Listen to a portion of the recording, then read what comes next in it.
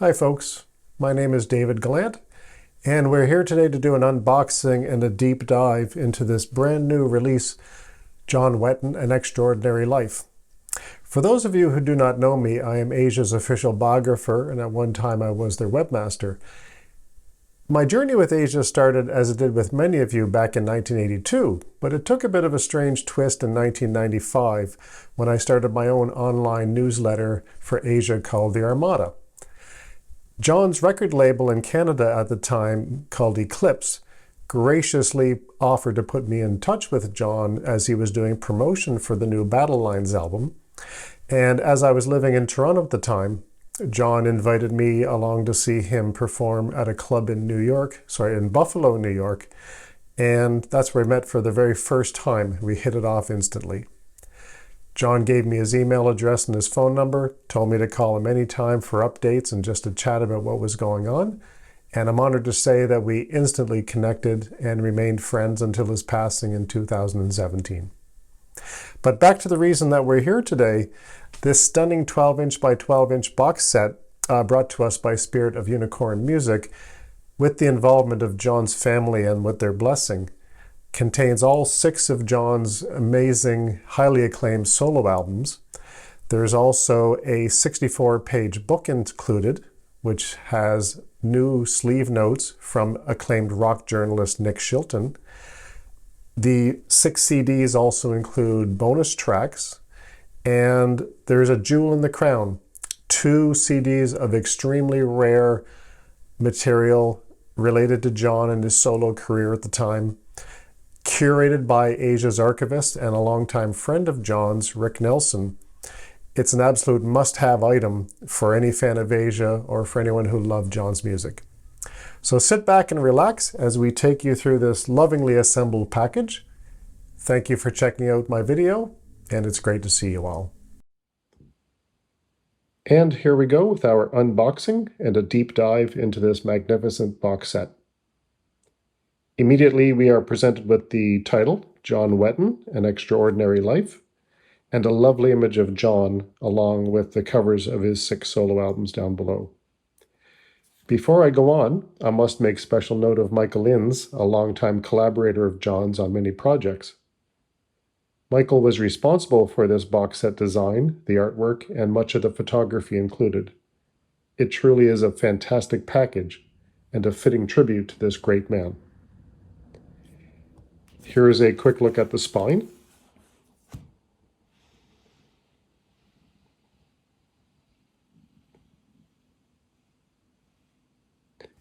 And now we will turn it over, have a look at the back of the package. The back cover of the package not only displays the 6 solo album covers, but also the entire track listing of all 8 CDs, the 6 solo albums, and the 2 CDs of Rarities.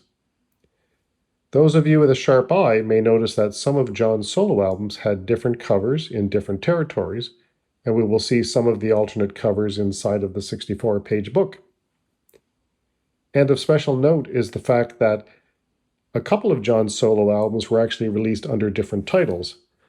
Battle Lines had been released under the title Voicemail, and Welcome to Heaven had been released as Sinister.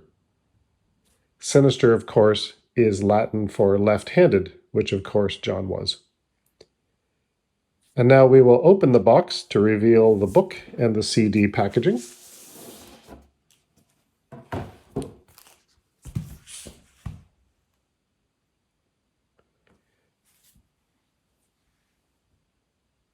The spine of the book is virtually identical to the outer box.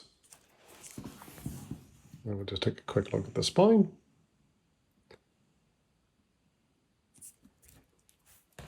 And the back of the book features the image of John that was used on a recent book from the publishing company Rocket 88. The book was also called John Wetton, An Extraordinary Life, which featured interviews with dozens of John's family, friends, and loved ones, musical collaborators over the years. I cannot recommend it enough. It's a fantastic read. But back to the box set. Flip over. Okay, we'll see the cover here. fantastic cover. Immediately upon opening the book, we are faced with the first 4 solo CDs.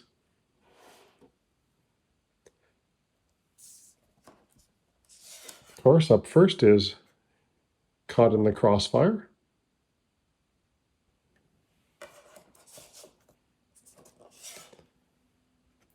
Battle Lines.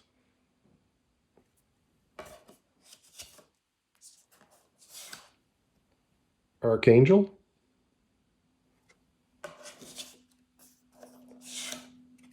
And number 4, Welcome to Heaven. All of the solo albums and the 2 Rarities discs included have been remastered by world-renowned mastering engineer Maor Appelbaum. We will now leaf through the book, and I'll speak on some of the highlights. Here we have the book's foreword from Roger Dean, who, aside from being Asia's longtime logo and cover artist, was also a great friend of John's. And here we have the book's introduction from Nick Shilton, renowned British rock journalist, who wrote the new liner notes included for all 6 of the solo albums. And of course, first up is Caught in the Crossfire from 1980. Nick Shilton's sleeve notes are down below, and this is the pattern for the entire 64-page book. And as hinted earlier, we will see some of the alternate covers, the different designs used for the album in different territories and different re-releases. I've personally owned a CD version of this one and the LP vinyl version of this one here. As a fan of John's work in UK and Asia, I've always enjoyed this first album, Caught in the Crossfire, as the middle ground between Asia and UK. You can literally hear and feel John busting out from the 70s into the 1980s in this album. One of the trademarks of this first solo album is the sheer number of tracks penned by John alone, if you take a look. A couple, of course, are co-writes, but the vast majority of the songs were John's. And as mentioned, there are also bonus tracks on each of these CDs. The following pages, and the pattern continues for all of the solo albums, includes all of your complete set of lyrics. Up next is, for me, John's quintessential solo album, 1994's Battle Lines, also released, as mentioned, under the title Voicemail in Japan. This is a desert island disc for me. There's not a single weak track, and I never tire of listening to it. Recorded in California, Battle Lines was originally to be titled Raised in Captivity, before circumstances caused John to change his mind. Of course, that title would return another 17 years later for another solo album. As with Caught in the Crossfire, there have been several cover designs over the years. John's second solo album came on the heels of his work contributing music for the British historic drama Chasing the Deer, which included the song Battle Lines. And as John related in interviews many times, the euphoria of signing to Virgin and recording Battle Lines was short-lived when a change in management at the label resulted in him being dropped. But ever the optimist, John gave them credit. They let him walk away with the album in hand, and he subsequently arranged for distribution worldwide. And it is an absolutely fantastic album.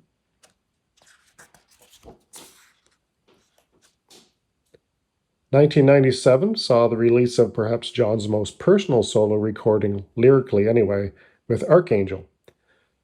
Of special note is the bonus track Take These Tears, which I believe was originally released as an extra song on a CD single back in the day. The list of musicians is impressive to say the least, with Robert Fripp, Steve Hackett, and John's good friend Richard Palmer James all in attendance. A standout track is Emma, which originated from John's work with Carl Palmer and guitarist Misha Calvin in the 1990s, and a band situation that was going to be called K2. Unfortunately, it never fully developed. But there will be more info on K2 later in the box set. Again, as mentioned, all of the solo albums come with complete liner notes and lyrics. 4 years later, John would return with Welcome to Heaven, also released under the moniker Sinister. For his fourth solo release, John's collaborators included Jim Vallance, perhaps best known for writing a string of songs with Canadian Bryan Adams, and Jim Peterick, guitarist with the band Survivor, and writer of numerous rock classics. While many have commented that Welcome to Heaven lacks the cohesiveness of John's other solo albums, there are many impressive moments, specifically the haunting Escape, written with his King Crimson associates Robert Fripp and Ian MacDonald, and not to be forgotten, John's collaboration with none other than Richard Starkey, Ringo Starr, on Real World.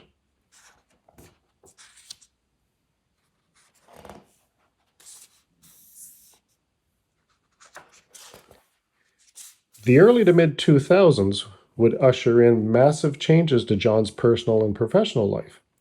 After a decades-long estrangement from his Asia partner, friend and co-writer Jeff Downes, the two men would reunite to write two of the key tracks for 2003's Rock of Faith, I've Come to Take You Home and I Lay Down. I remarked to John at the time, John, this album feels like the perfect blend of your style of melodic rock and some classic church music. John replied, Dave, you're exactly right. That was exactly the feel he was going for. The album features some of John's most beautiful compositions, including Who Will Light a Candle and Take Me Down to the Waterline. A highlight for many is the bonus track God Only Knows, recorded live in Mexico. John often credited this Beach Boys classic with inspiring his love of music and his desire to perform. And over here, as we do in several parts of the box set and the book, a personal message from Annie Haslam, who John knew through his connection with her band Renaissance. A feature of this book are all of these tribute quotes scattered throughout the 64 pages from those who knew, loved, and worked with John. Many of you no doubt recall that Annie performed the haunting In the End with John on the first Icon album.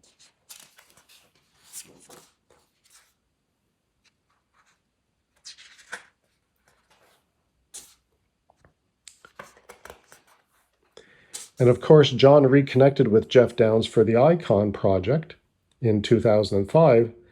That, along with his newfound and permanent sobriety, would lead him to a triumphant reunion of Asia in 2006. So his solo work would be put on hold. But a break in the band's activity in 2011 would bring John back to California, this time with Billy Sherwood of Yes fame to write and record Raised in Captivity. The new album would feature a string of friends, all top-drawer musicians: Jeff Downes, Robert Fripp, Steve Hackett, Mick Box of Uriah Heep, and Eddie Jobson, John's partner, of course, in UK. But John's Asia commitments would beckon once more, and his sixth solo album would remain as his solo swan song.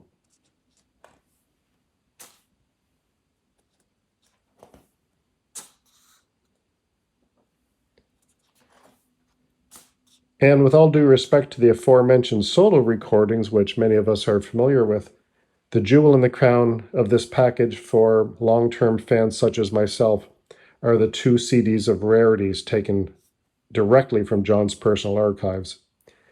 These tracks are for many the holy grail of missing songs in John's solo career. Many of the songs found on these 2 CDs were rescued from decades-old cassettes and lovingly restored by John's friend and Asia archivist, Rick Nelson. Nelson does his best to trace the history of these tracks and his extensive sleeve notes, filling in the pieces of a jigsaw puzzle of John's career. Over the 39 tracks, over 2 CDs, 20 on CD 1, 19 on CD number 2. A small number are similar to existing solo songs, with perhaps different musical or lyrical arrangements. Nevertheless, they offer a fascinating insight into John's creative process.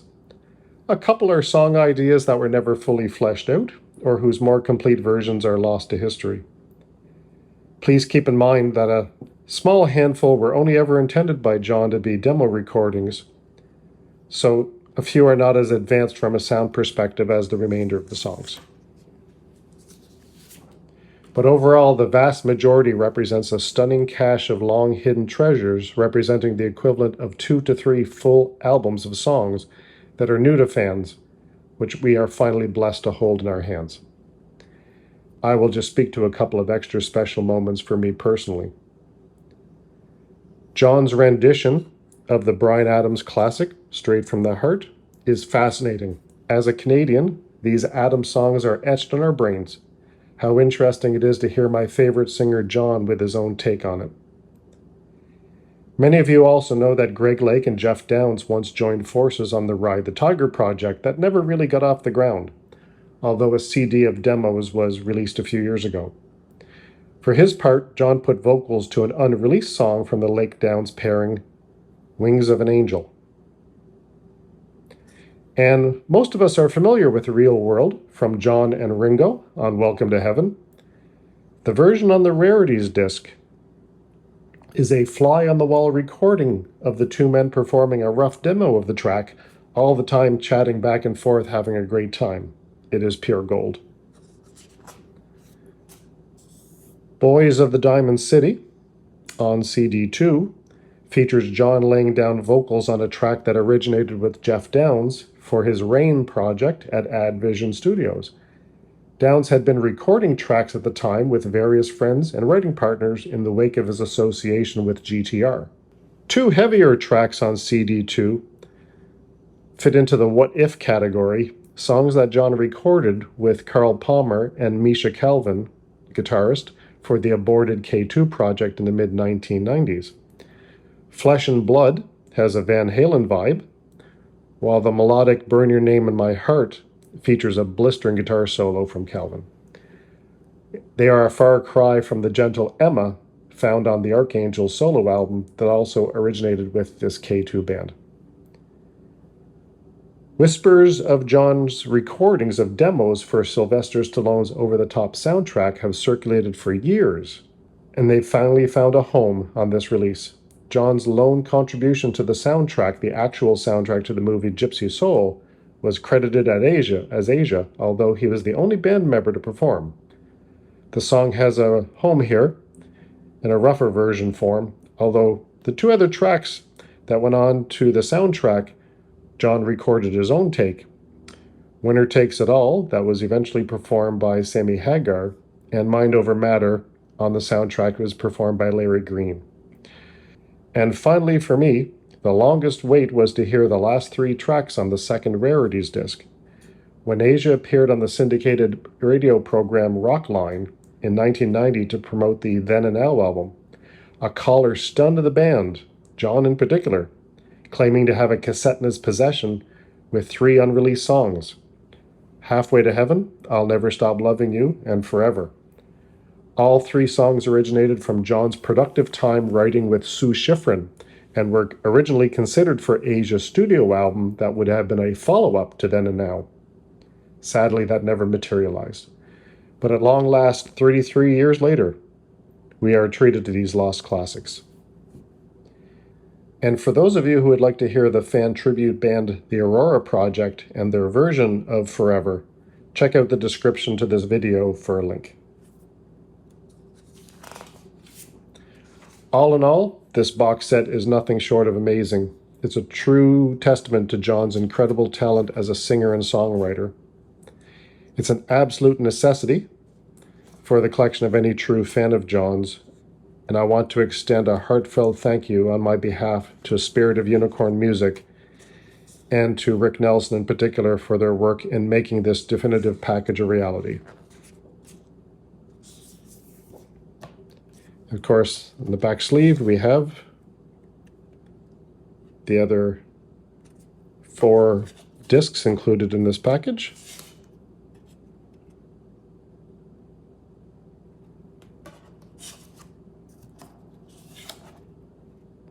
Two Rarity CDs are down below.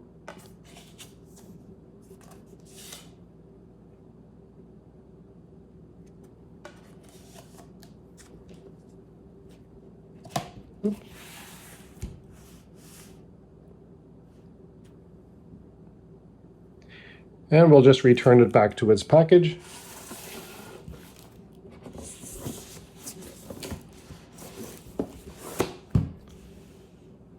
An amazing, amazing box set for any fan of John's or any Asia fans.